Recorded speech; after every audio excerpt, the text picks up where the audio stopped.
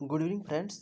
एक बार फिर से आप सभी का स्वागत है आपका अपना यूट्यूब चैनल रिजल्ट अड्डा में। आज हम बात करेंगे कि बौद्ध धर्म के बारे में। जैसे हमने आखिरी वीडियो में बताया था कि हम 42 डेज का सीरीज लेके आ रहे हैं बिहार एसआई के लिए।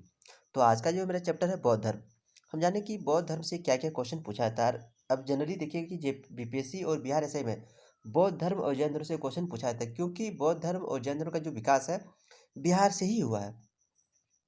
तो बौद्ध धर्म को काफ़ी डिटेल में हम देखेंगे। तो देखते हैं कि बौद्ध धर्म से क्या क्या क्वेश्चन बनते हैं और अभी तक कितने क्वेश्चन पूछे गए बौद्ध धर्म से। तो सबसे पहले कि 6ठी शताब्दी बीसी में नए धर्मों का उदय हुआ, जिसे नास्तिक और आस्तिक कहते हैं। यानी नास्तिक संप्रदाय से तात्पर्य है कि नास्तिक संप्रदाय से तात्पर्य है ऐसे संप्रदाय से था जो ईश्वर भगवान में विश्वास नहीं रखते हैं लेकिन मानवता में विश्वास रखते हैं, जैसे बौद्ध धर्म जैन धर्म। तो पहला क्वेश्चन आता है कि जैन धर्म बौद्ध धर्म आस्तिक है कि नास्तिक है। तो नास्तिक से बिलोंग करते हैं। आस्तिक से तात्पर्य है कि ब्राह्मण धर्म से हटकर जो कुछ नया उभर कर सामने आए, नायनार से भक्त अलवार कहलाए, ये आस्तिक संप्रदाय से हो गए। तो था सिंपल सा इंट्रोडक्शन। हम बात करें कि बौद्ध धर्म से क्या क्या क्वेश्चन आते हैं। तो सबसे पहला क्वेश्चन है कि बौद्ध धर्म का संस्थापक कौन था। तो बौद्ध धर्म का संस्थापक गौतम बुद्ध। और गौतम बुद्ध, उसके बाद गौतम बुद्ध के बारे में पढ़ना कि गौतम बुद्ध का जन्म कब हुआ, कहाँ पे हुआ। उस तो गौतम बुद्ध का जन्म हुआ 563 बीसी में लुम्बिनी कपिलवस्तु में, और उसकी मृत्यु मृत्यु 483 बीसी में कुशीनारा 80 वर्ष की अवस्था में यूपी में निर्वाण प्राप्त हुआ। और उस टाइम किसकी राजधानी थी? यह मल्ल गणराज्य की राजधानी थी। यानी कि पहला क्वेश्चन आएगा कि गौतम बुद्ध का जन्म कब हुआ और कहाँ हुआ।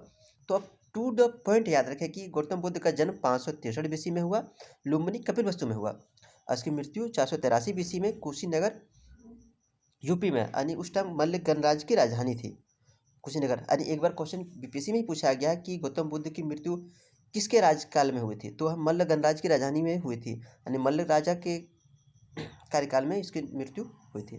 तो इसका बचपन का नाम क्या था? सिद्धार्थ।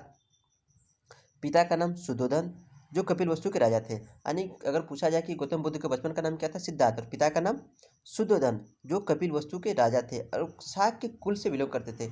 कुल भी पूछा जाता है कि गौतम बुद्ध कौन से कुल, पिता की तरफ से कौन से कुल से थे। तो पिता का कुल जो था शाक के कुल था। माता का नाम महामाया देवी थी। इनकी मृत्यु इनके जन्म के 7वें दिन ही हो गई थी। और इसकी माता कोल्य वंश की थी, इनकी माता कोल्य वंश से थी। यानी पिता का नाम सुद्धोधन, जो कपिलवस्तु के राजा थे, जो शाक्य कुल से बिलोंग करते हैं।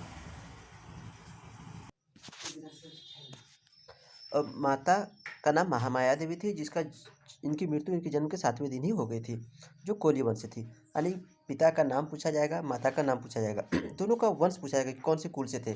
तो पिता शाक्य कुल से थे, माता कोल्य वंश की थी। इनका पालन पोषण की सतोली माँ प्रजापति गौतमी ने की थी, जो कि इनकी मौसी थी। यानी गौतम बुद्ध का पालन पोषण किसने किया था? इसकी सतोली माँ प्रजापति गौतमी, जो कि मौसी थी। अब गौतम बुद्ध की पत्नी का नाम असोधरा। यानी देखिए यहाँ पे कन्फ्यूजन होगा कि कभी कभार अगर आप पढ़े होंगे तो पहले तो पता होगा कि महावीर स्वामी के पत्नी का नाम असोदा और गौतम बुद्ध की पत्नी का नाम असोधरा। तो कैसे याद रखें दोनों को? तो याद रखने का सिंपल सा तरीका है कि देखिए महावीर स्वामी नाम बड़ा, पत्नी का नाम छोटा, यानी असोदा। गौतम बुद्ध, गौतम नाम छोटा तो पत्नी का नाम बड़ा, असोधरा। यानी गौतम बुद्ध का पत्नी का नाम असोधरा और महावीर स्वामी के पत्नी का नाम असोदा। तो यहाँ पे सीधा याद रखना कि गौतम बुद्ध यानी कि नाम छोटा है तो पत्नी का नाम बड़ा, यानी असोधरा है गौतम बुद्ध की पत्नी का नाम। तो गौतम बुद्ध की शादी 16 वर्ष की अवस्था में हुई थी, किससे? असोधरा से हुई थी। इसका एक पुत्र था, पुत्र का नाम क्या था? राहुल। पुत्र का नाम राहुल था। ये तो सिंपल सा इंट्रोडक्शन था कि गौतम बुद्ध का जन्म कब हुआ? 563 ईस्वी में। कहाँ पे हुआ? लुम्बिनी में। मृत्यु कब हुई? 483 ईस्वी में।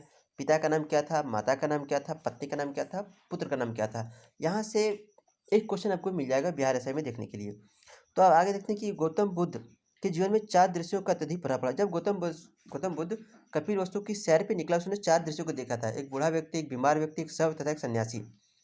तो वृद्ध व्यक्ति जो था वो भी रो रहा था, बीमार व्यक्ति था वो भी पीड़ित था, एक शव था, उसको शव को ले जाते समय जो व्यक्ति थे वो लोग भी रो रहे थे, एक सन्यासी देखा जिसको काफ़ी खुश दिखाई दिया। तो गौतम बुद्ध के भी मन में विचार है क्यों ना सन्यासी बना जाए। तो सिद्धार्थ ने पत्नी एवं बच्चों को सोते हुए छोड़कर गृह त्याग किया था। और गृह त्याग के समय इसकी आयु 29 वर्ष थी। यानी कंप्लीट इसको याद ही रखना है कि गौतम बुद्ध ने कितने वर्ष की अवस्था में गृह त्याग किया था 29 वर्ष की अवस्था में। अभी पढ़ा है कि गौतम बुद्ध की शादी कितने वर्ष की अवस्था में हुई थी? 16 वर्ष की अवस्था में। तो गौतम बुद्ध ने गृह त्याग किया था 29 वर्ष की अवस्था में। अब बौद्ध ग्रंथ में गृह त्याग को क्या कहा गया? महाभिनिष्क्रमण कहा गया। अब गृह त्याग कर किए तो उस टाइम उसका सारथी कौन था? चन्ना। और उसके घोड़े का नाम क्या था? कंथक। तो दोनों को याद रखें कि उसके सारथी का नाम क्या था? चन्ना, और घोड़े का नाम क्या था? कंथक। गौतम बुद्ध के प्रथम गुरु यानी गौतम बुद्ध का जो प्रथम गुरु था उसका नाम क्या था?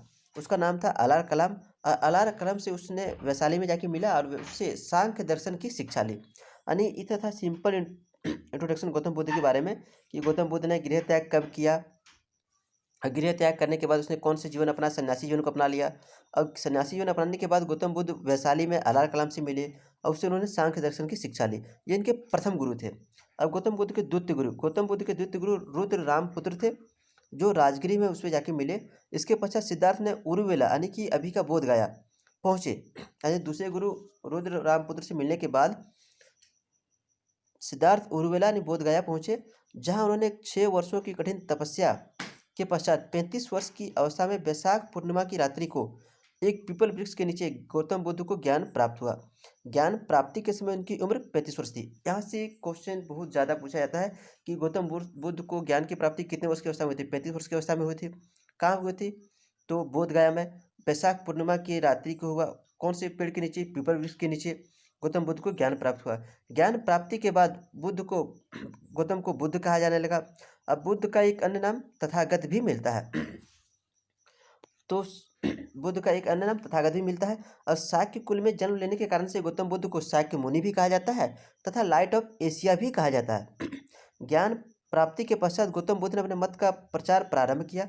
तो अगले इसके आगे जो उसको नेक्स्ट पार्ट में हम लोग देखेंगे।